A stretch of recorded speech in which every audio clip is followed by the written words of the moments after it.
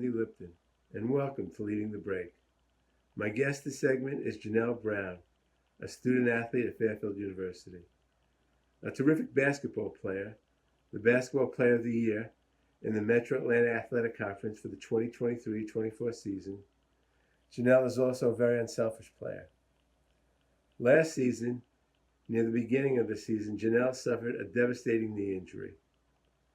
In this segment, you'll hear about her slow, arduous, and painful recovery from that injury. You'll also hear how she believes she became a better person, a better teammate, and believes she'll be a better player because of this injury. In this segment, we also get a preview from Janelle of this year's Fairfield team. And we also explore why she is such an unselfish player.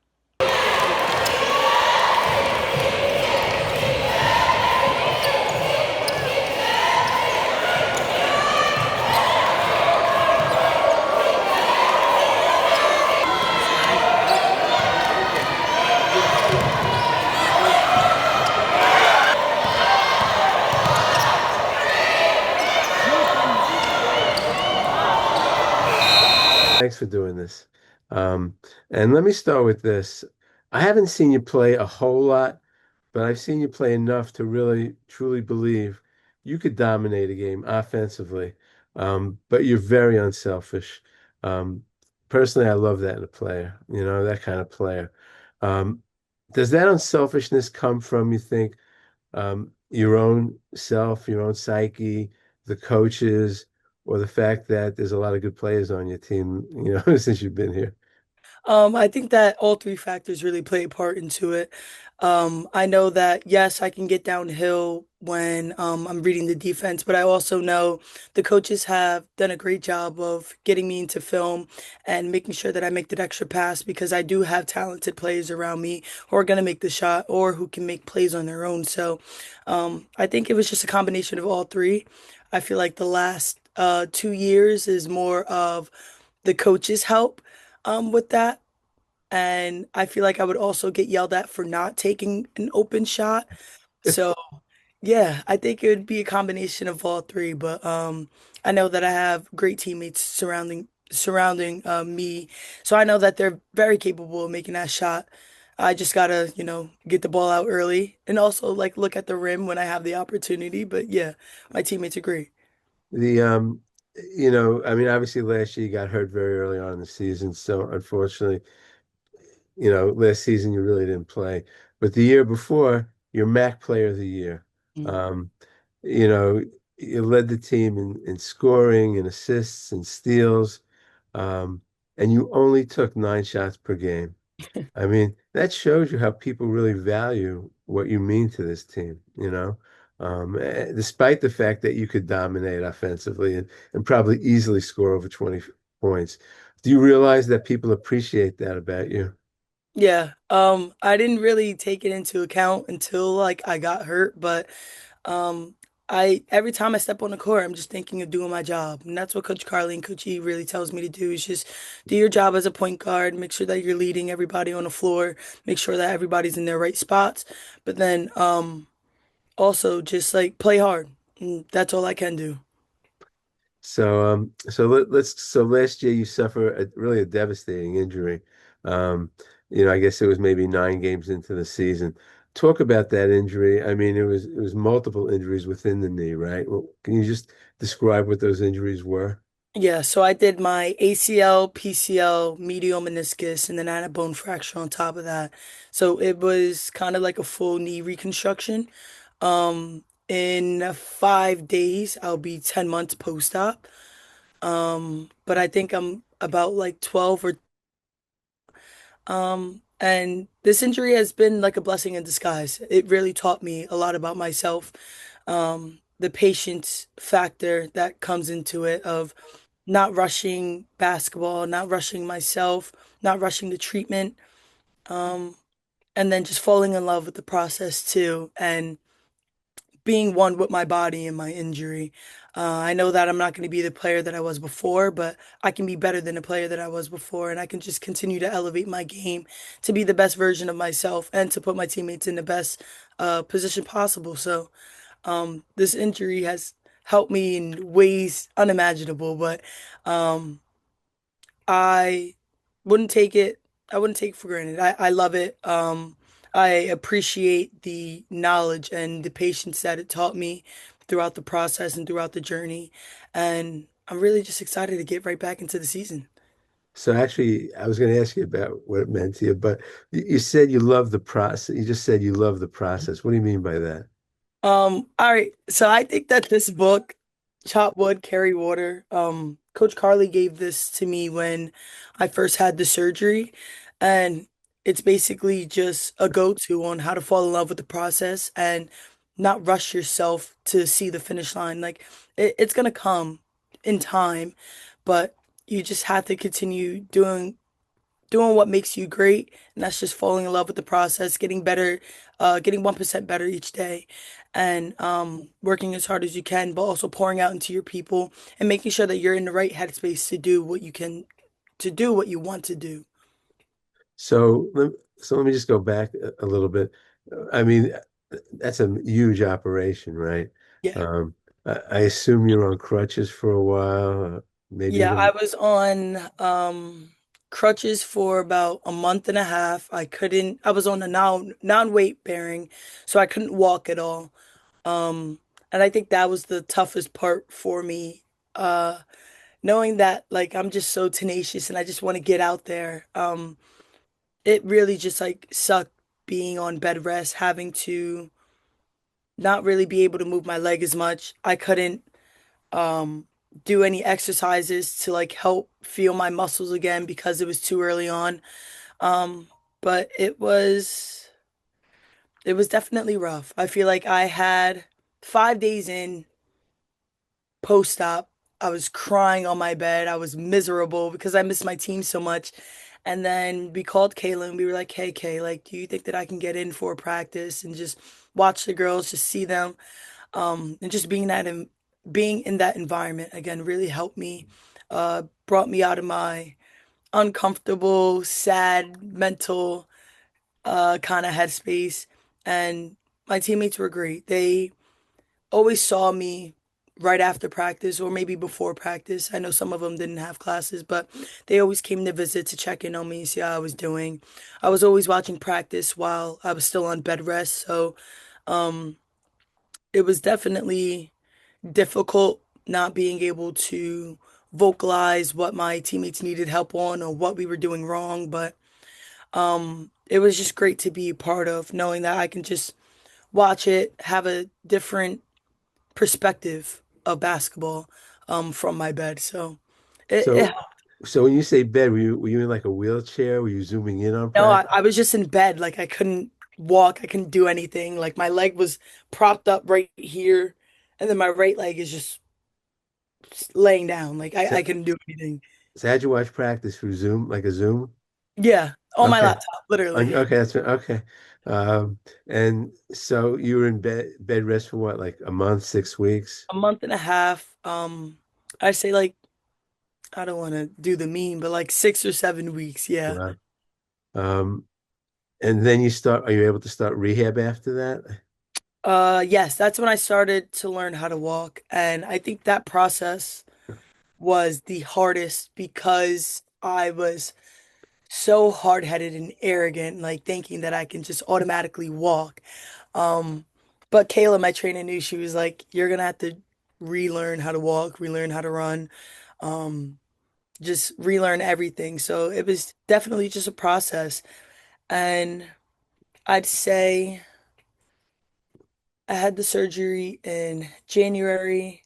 I was on bed rest all February. I started learning to walk at towards the end of February and started to learn how to tighten my quad during that time too. So it was definitely difficult. Um just being in a position that I've never been in before to relearn everything and for me to try to like rush myself throughout that process was definitely hard, but kind of finding my fitting and learning that I need to be more patient with myself and that I'm not going to get everything on the first try. It was a humbling process, but a process that I really needed. And I'd say after that, I started to learn how to straighten my leg. So walking was okay, but I needed to learn how to straighten my leg and actually feel that process of having a heel to toe when I walk. And I think that was one of the most difficult because the pain was so unbearable. But I Uh, kept telling uh. myself that pain is progress. Like it hurts because I'm doing it right. Um, and I feel like that was my motto throughout the entire process. Pain is progress. Pain is progress. So the more the more I did and the less it hurt, I knew that I knew that I was doing the right thing. And I knew that I was getting better and I was getting stronger. But it was kind of meant it was weird mentally because I was relying on that pain knowing that I was like doing the right exercise or doing the right movement. So when that pain wasn't there, I was like, Kayla, like I don't feel it anymore. Like what's going on? She was like, well, that's good. That means that you're breaking through. Like you're going through the process. You're going through your journey. And I was like, okay, so this is kind of weird. I'm gonna try to see how I can process me doing things right, compared to me doing things wrong. But I learned that pretty quickly.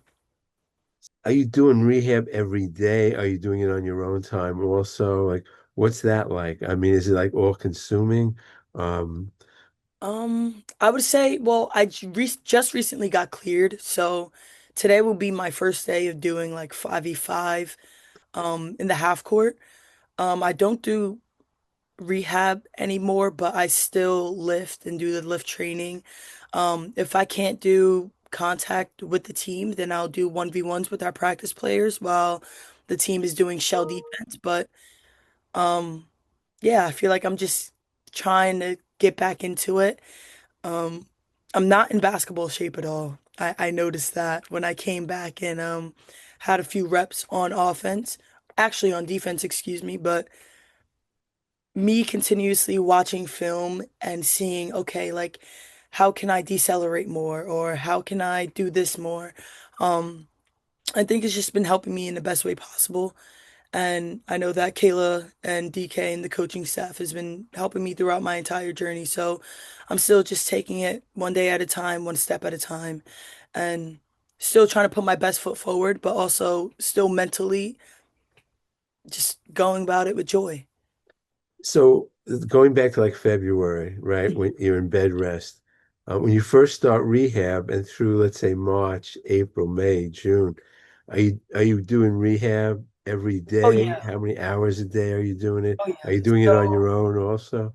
February, sorry, I just needed to pull out my phone because this is where I have the memories and actually like my time, I my mean, time. what's that like? How many hours a day you putting in, and how many days of the week are you doing it? Mm.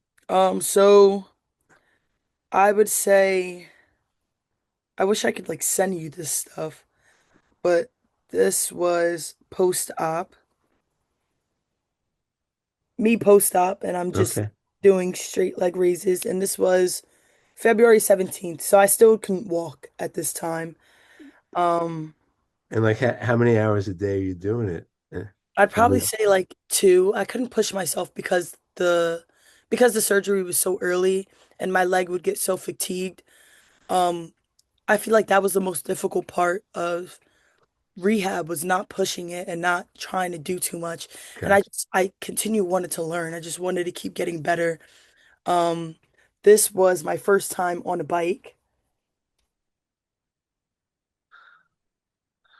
and it was rough. Like Yeah. it wasn't perfect, but So I let me was, ask you that as you progress, let's say from February to March, March to April, Mhm. I'm assuming it's getting better and better each day. Um, is it still 2 hours a day? How many days a week is it? Can you give us a sense of how um, much you're putting in I would still say it's 2 hours a day. every Um, day of the week? You taking a every day rest? of the week. It really depends on what we have for lift.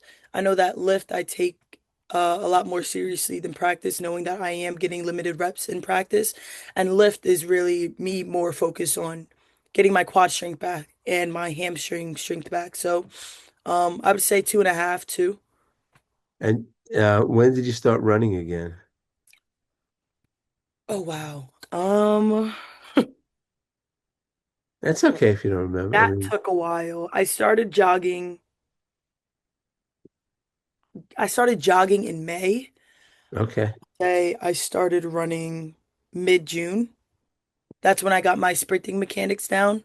okay. I still didn't know how to decelerate, but I was still trying to put my best foot forward. Yeah. After the operation, did what did the doctor say? Did they say, "Don't worry, you do everything, X, Y, and Z, you'll play again," or were they not so sure about that? What was their prognosis? He definitely had high hopes that I was going to play again. It was just the matter of me taking my time and how the process was going to go. So I'd have a doctor's appointment every month.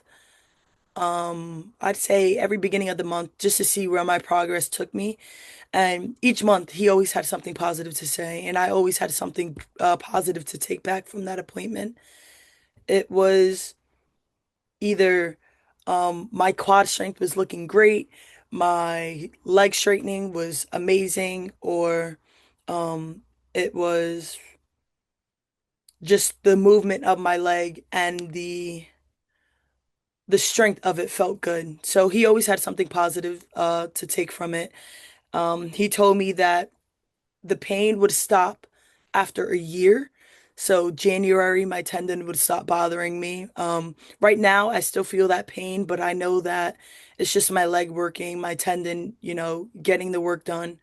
Um, and he really just didn't want me to push it. He knows how tenacious I am and how I just love basketball and how I go from 0 to 100. And I think that was the biggest thing that I needed to learn was how to really break it down and give myself some time to learn some new mechanics or learn some new things. But um, I feel like I did a great job trusting myself, and Doc really trusted me too. And he really was like my number one supporter through the process. Was this whole process all consuming? Were you able to have good distractions, do other stuff, go to the movies, your schoolwork, other activity? Were you able to kind of broaden yourself, or was it just so focused and all consuming? I think I was just more focused on getting back and getting healthy. But then when we came back for summer, I was really focused on getting my teammates where they needed to be, especially the freshmen and the transfers. Um, I knew that my time was coming. I know that I'm gonna work as hard as I can to get back on the court, but I also felt that there was also another need for me on the sidelines, and that was really guiding my teammates into the right spots, making sure that I'm getting in extra film with them to make sure that they are understanding our offense and defense, and then just being the best uh players coach I can be, especially with my teammates, knowing that coach wants a player-led team. Um, trying to just guide my teammates where they need to be, um, helping them really on and off the court, but especially off the court. I was there for my freshies, Lou and Selene, before they before everybody else got on campus. It was just us three here, so making sure that I make great connections with my teammates, really learning their tendencies and what they need from me, but also what they want and what they want to take back from this basketball experience and how to make them a better person. That's great. That sounds like coaching could be in the future here. Yes, sir. Yeah, that's really. But in terms of, let me ask you, in terms of your own game, you feel comfortable on the court now? Do you feel comfortable, scrimmaging and stuff? Yeah, I try not to think about it later on in the week because that's when my legs start to get tired. But early on in the week, I'm just like trying to get 1% better every day. Um, Not only am I pushing myself, but I'm pushing my teammates to be the best versions of themselves, and then also just taking every day with a positive attitude, knowing that it's not going to be perfect half the time. Um, Still continuing to learn and grow from our mistakes, but then also learning my different tendencies. Like, okay, if my leg hurts during while I'm doing this, what can I do better to get used to the reps that I'm doing so that it won't hurt as bad anymore? Or what can I continue to do to just build my muscle strength back up without feeling as fatigued? So we're trying different things to see what's going to help me get back on the court, but for now, I just continue to do what I do, making sure that I'm getting the reps that I need on offense and defense, and then also just going about it confident and not thinking about the injury because I feel like that's what a lot of people think about returning from injury is how not to get hurt again. And I'm just trying to play, um, and just trying to lead by example for my teammates. It sounds like you got a great attitude, really. I mean, that's awesome. That's really awesome. Congratulations on that, really. I mean, that's amazing. Um, so you talked about things you learned as a person. Um, how about in terms of, the team obviously was terrific last year, as they were, the previous year when you were playing. Um, what did you learn about the game watching on the sidelines and watching film maybe more? Oh, that's a great question. I'd say that everyone has a job to do, and you just have to figure out what that person's job is to really just pick them apart. Um, I think that I learned that the game after I tore my ACL, so the St. John's game, that's when I noticed people always have these tendencies. They always have their go-to moves and uh, just moves that they rely on. And I feel like it's so easy to learn that and to see that as a player. And you just have to continue to study people's games and study their tendencies and what they like to do in order to, beat them. So I think that was one thing that I learned very early on. Um, and I'd also say the second thing that I learned was being more patient on the offensive end, knowing that defenses like to speed us up and really just to speed you up in general. They just want to get you all frazzled and um, just complicated.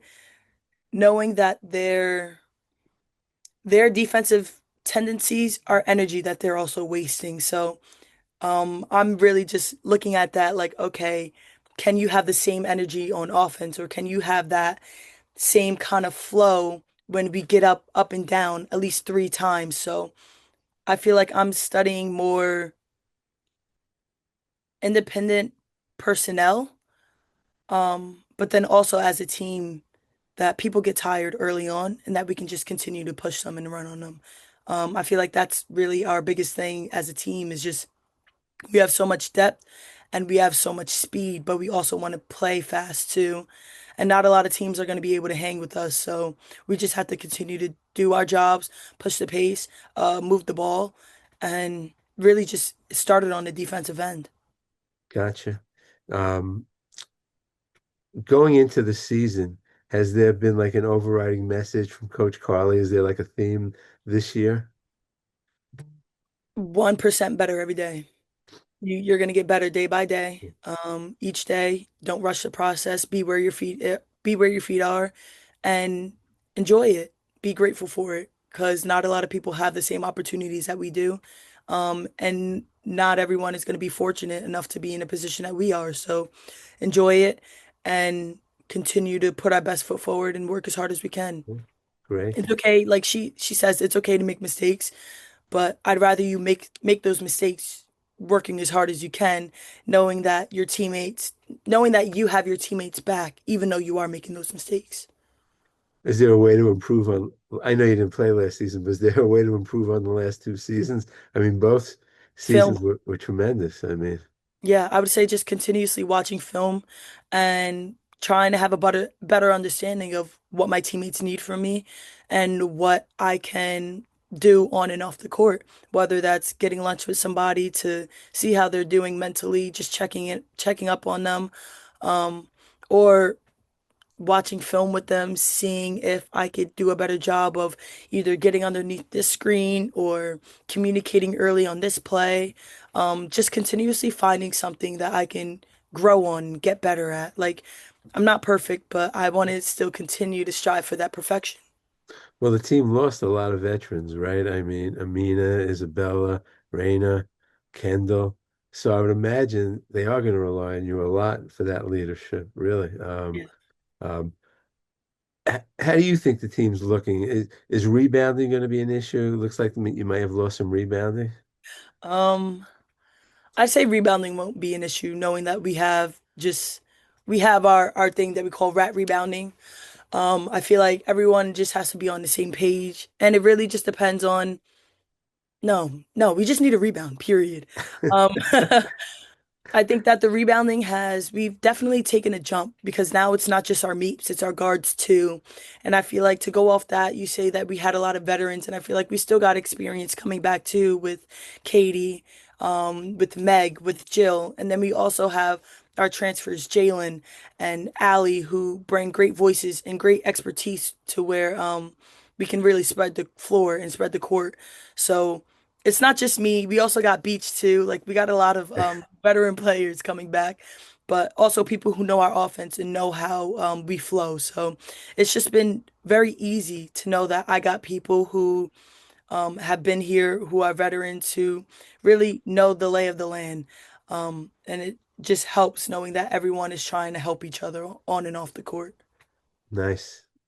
That's really nice. Well, before we wrap up, any other thoughts you want to share about anything about the team yourself, the coaches, anything? Any I other? just think that this year is going to be very eventful and very fun too. Um, I know that we might not be the perfect team, but we always try our best and we always do our best on and off the court to either make an impact with the community or make an impact with people who like to sleep on us.